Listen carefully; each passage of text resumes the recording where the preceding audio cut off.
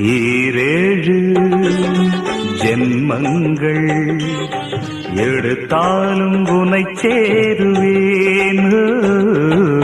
வேறாரும் நெருங்காமல் மனவாசல் தன்னை மூடுவே.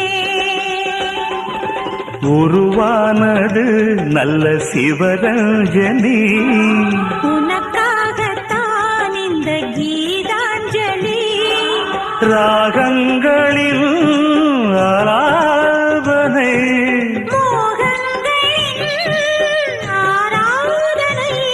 உடலும் மனமும் தழுவும் பொழுதில் உருகும் ஒரு ஜீவன்தான் உன் பாடல்தான் ஓயாமல் இசைக்கின்றது.